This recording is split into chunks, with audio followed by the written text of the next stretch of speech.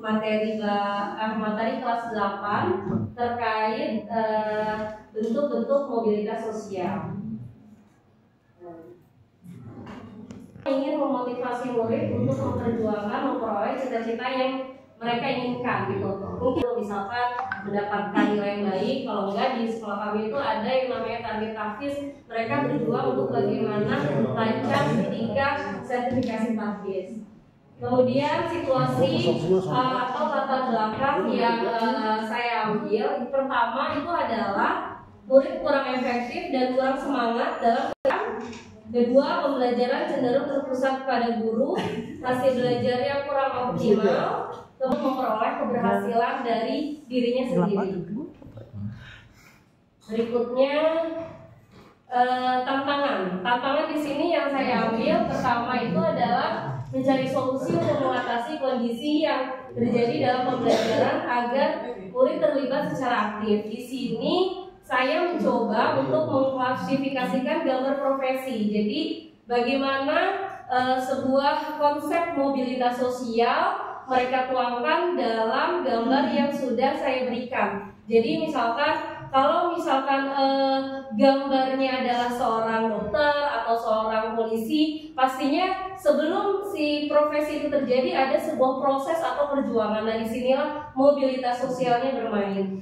Kemudian saya mencoba untuk berkolaborasi dengan kegiatan sekolah. Sebenarnya saya tidak berbicara bahwa kegiatan sekolah itu masuk ke dalam kelas saya, tapi ternyata kegiatan sekolah yang ada di sekolah kami itu berdampak pada materi yang diajarkan di kelas. Jadi salah satu kegiatan sekolah itu yaitu mengundang profesi-profesi yang sesungguhnya. Seperti di sini ada seorang pelatih futsal nasional, kami undang, kemudian ada dokter, kemudian ada konten kreator, itu kami undang ke sekolah untuk berbagi cerita bagaimana tokoh-tokoh tersebut memperoleh profesinya sampai saat itu. Dan juga yang lebih konkretnya kami mengundang para alumni dari sekolah kami dan menceritakan bagaimana prosesnya dia dari belajar di SMP, SMA, kemudian sampai ke mahasiswa. Jadi diceritakan, ternyata dapat diberikan kesimpulan untuk mendapatkan sebuah profesi tidak ujuk-ujuk langsung ketika di bangku kuliah. Jadi harus berproses dari SMP dulu. Kemudian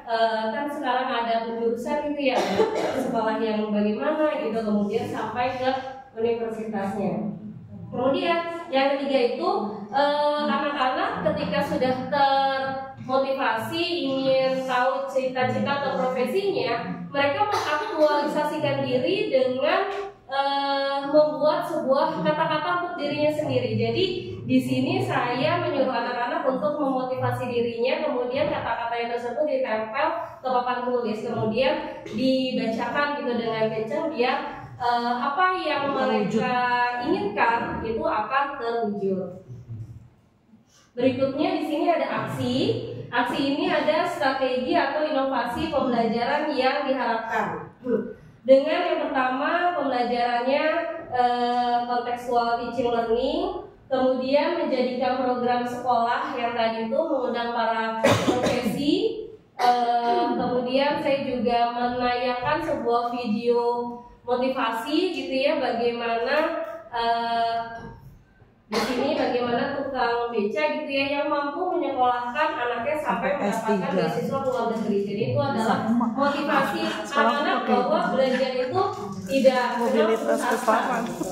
Kemudian murid diajak yang tadi mengklasifikasikan gambar-gambar, misalkan profesi dokter, kemudian anaknya menjadi dokter juga. Nah, konsep dalam mobilitas sosialnya itu masuk ke dalam konsep horizontal. Jadi dikaitkan dengan seperti itu.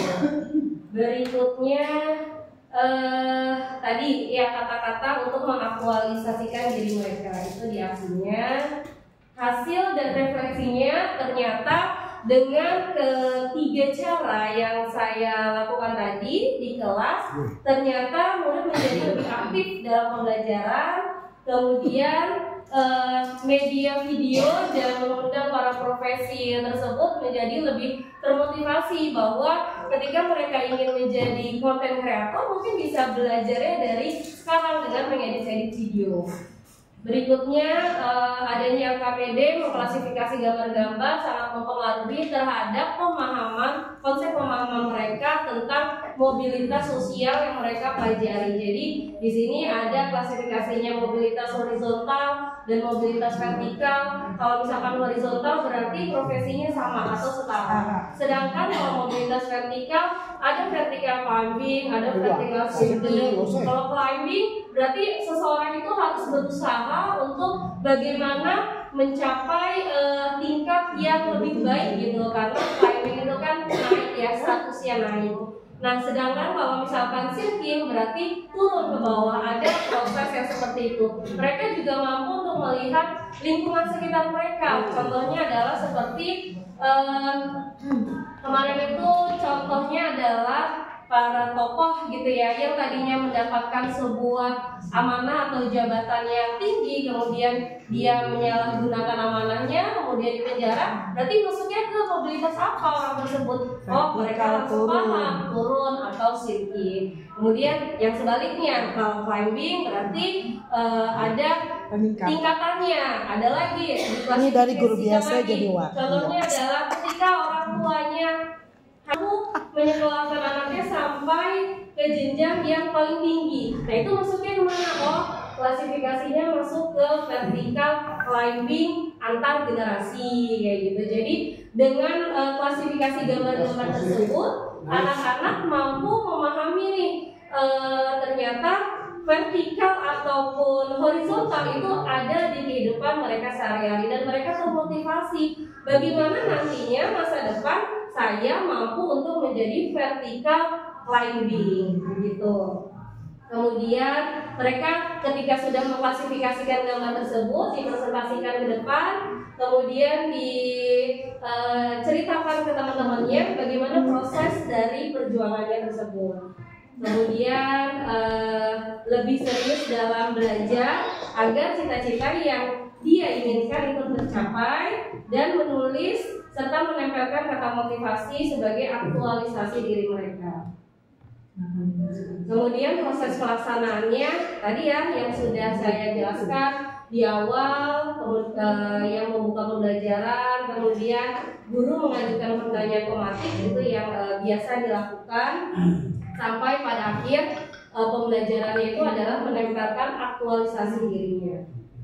Dan terakhir ini penutup, ternyata setelah melakukan praktik baik ini, saya menekankan pentingnya refleksi pembelajaran itu harus bermakna agar anak-anak itu paham.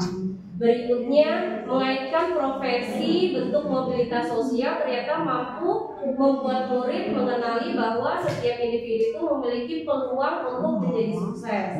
Dari tayangan video dan kegiatan diskusi, ini murid menyadari bahwa perubahan status sosial itu pasti bisa terjadi. Karena di dalam bentuk mobilitas sosial, kita juga tahu nih cara memperoleh status. Ada konsep achieve status, kemudian ascribe dan ascend status. Jadi mereka paham tentang konsep tersebut. Kemudian murid memahami bahwa mobilitas sosial merupakan perubahan posisi dan kedudukan seorang dalam struktur sosial yang ada di masyarakat. Jadi mereka tahu kalau misalkan orang yang memiliki status atas berarti prosesnya itu akan lebih berat dibandingkan yang biasa. Dan terakhir melalui refleksi ini menuliskan kata-kata motivasi untuk mengaktualisasikan dirinya, menumbuhkan sikap percaya diri dan semangat untuk para peserta didik. Mungkin itu yang menjadi penutup di kegiatan saya praktik baik ini.